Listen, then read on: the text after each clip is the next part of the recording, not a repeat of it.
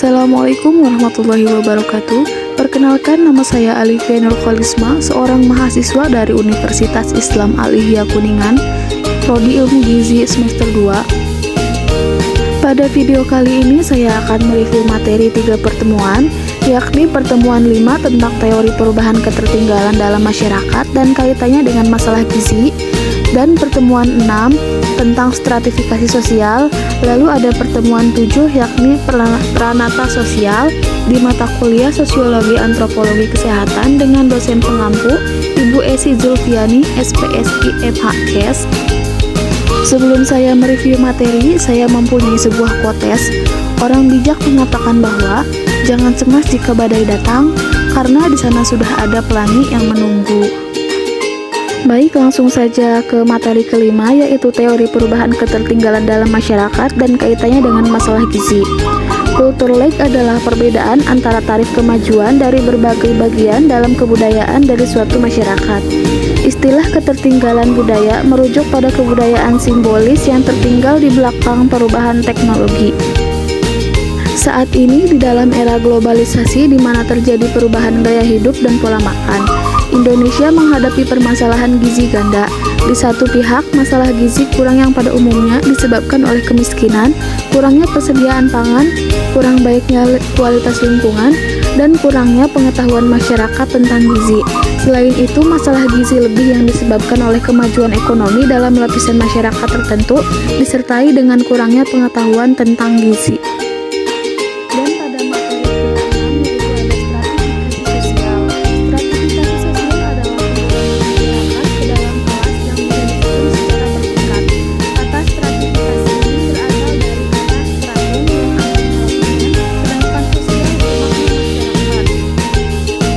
Golongan masyarakat ini bisa menimbulkan kelas-kelas sosial seperti sosial atas atau upper class, sosial menengah middle class, dan kelas bawah atau lower class.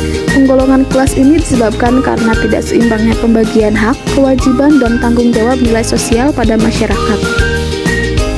Sistem stratifikasi sosial ini dipengaruhi oleh kedudukan atau status dan peran.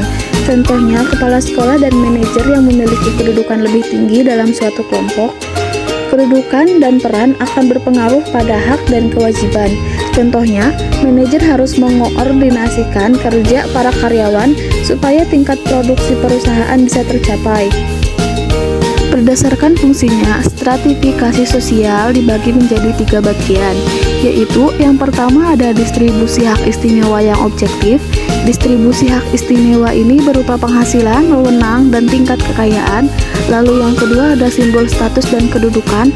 Contoh simbolnya yaitu ada mobil mewah, jam tangan mahal, mode pakaian, dan lain-lain. Lalu yang ketiga ada alat solidaritas individu dan kelompok. Penyebab terbentuknya lapisan sosial ini karena perasaan senasib dan mencapai tujuan bersama. Menurut Kamus Besar Bahasa Indonesia tahun 1995, peranata merupakan sistem tingkah laku sosial yang bersifat resmi serta adat istiadat dan norma yang mengatur tingkah laku guna memenuhi kebutuhan manusia. Macam-macam fungsi peranata sosial, yaitu yang pertama ada fungsi lembaga keluarga. Contohnya ada pengaturan perilaku keturunan, memelihara kelangsungan keturunan melalui kelahiran, merawat dan melindungi anak, mensosialisasikan anak, dan lain-lain. Lalu yang kedua ada fungsi lembaga pendidikan. Contohnya memberikan persiapan bagi peranan-peranan pekerja, bertindak sebagai perantara pemindahan warisan kebudayaan, mempersiapkan para individu dengan berbagai peranan sosial, dan lain-lain. Lalu yang ketiga ada fungsi lembaga keagamaan, bantuan terhadap pencarian identitas seseorang, memberikan penafsiran-penafsiran untuk membantu menjelaskan keadaan lingkungan, fisik dan sosial seseorang, kohesi sosial dan solidaritas kelompok, dan lain-lain. Lalu yang keempat ada fungsi lembaga ekonomi, contohnya yaitu produksi barang dan jasa, distribusi barang dan jasa, konsumsi barang dan jasa. Yang terakhir ada fungsi lembaga-lembaga pemerintahan, contohnya melaksanaan undang-undang yang telah disetujui, menyelesaikan konflik yang terjadi di antara para anggota masyarakat, pelembagaan norma meliputi undang-undang yang disampaikan oleh badan-badan legislatif, dan lain-lain. Sekian review materi dari saya. Sebelumnya saya akan mengucapkan minal aizin wal faizin, mohon maaf lahir dan batin. Mohon dimaafkan segala kesalahan saya, baik yang disengaja ataupun yang tidak disengaja. Akhir kata, wassalamualaikum warahmatullahi wabarakatuh.